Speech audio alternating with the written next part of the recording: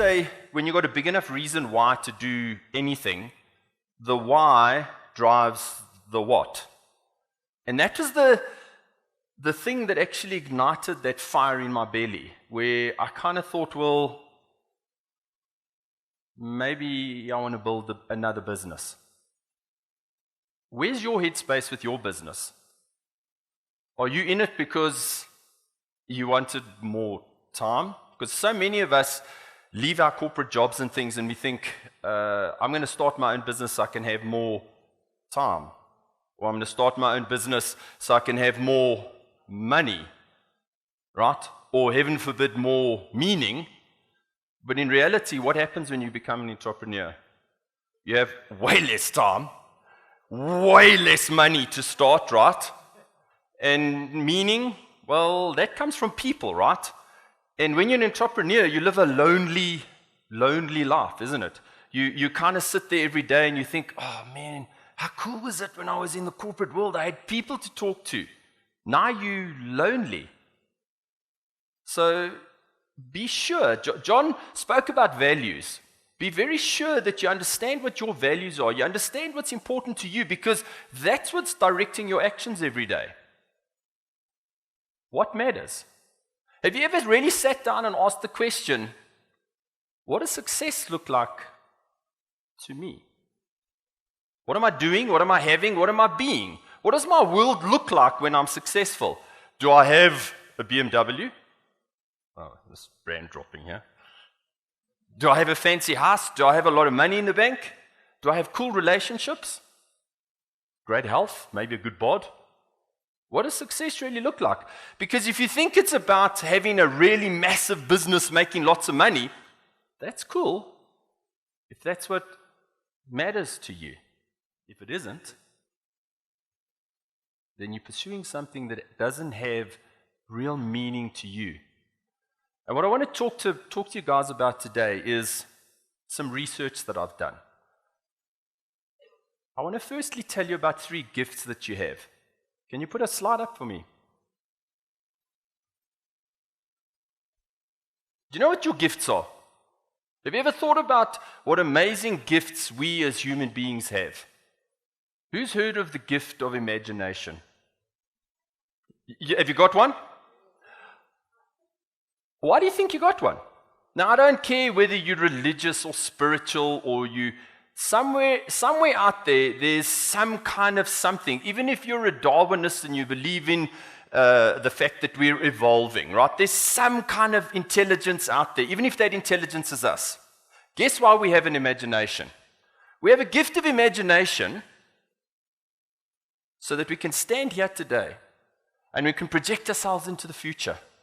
We can imagine anything, because it's easier for me to say, what can't you imagine, than for me to say, what can you imagine, right? So we can project ourselves into the future. We can imagine anything. And then guess what? We can't have it. Right? Or do you think we have a gift of imagination so that we can stand here today? We can project ourselves into the future. We can imagine ourselves having, doing, and being anything. We can use that to create a picture of possibility, right? Because it's very unlikely that you're ever going to exceed your own expectations. What are your expectations? Do you think you're going to be great? Do you believe you can be? Are you doing everything you can to be successful?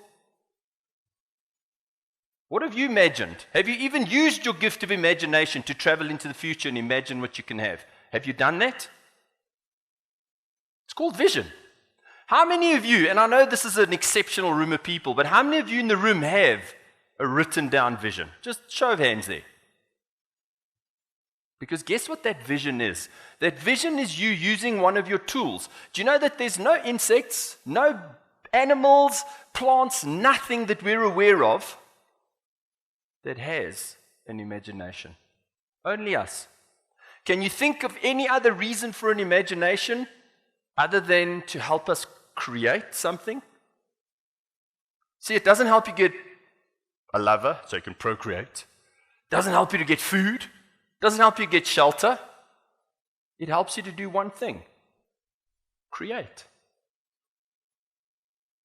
You see, you can't create something if you don't know what it is you want to create. I mean, this building, this magnificent building, where do you think it started out? Was it an imagined possibility? So it was a spark of electrical energy. And then what did somebody do? They drew a blueprint, right? They made a plan. They said, do this, do that, take that action, bring these products here, make sure those people do this, and it's now a tangible reality. Do you think your dreams are any different? Is your vision, is your imagined picture of possibility a spark of electrical energy right now? So what do you need to do? Draw a blueprint. Create a plan, because that's your second most amazing gift. We have the cognitive ability to create a plan to take us from where we are today to that imagined picture of possibility in the future. How do you use your gift? Because when you use your gift of imagination to create the most incredible possibility in the future, and then you use your cognitive ability to build a plan to take you from one to the other,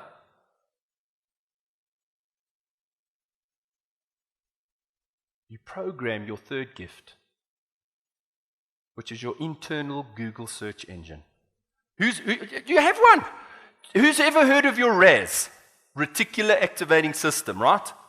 It's a neural net of nerves at the base of your spine over here, and for all intents and purposes, what it is your body's internal Google search engine, which searches and separates the important things from the non-important things. The question you want to ask, though, is, who's programming it? Coincidence? Society? Circumstances? Or you? And how do you program it? With a written down vision. John runs a program every year, 3 days. It's called Master Planning for Life. John has a book this thick, his master plan. Every single thing he's done and going to do is in that book. It's clear. It's clarified. He has programmed his reticular activating system to do what? Find all the resources, the people, the circumstances, everything he needs to achieve the greatness that he has. You? Do you even have a written down vision?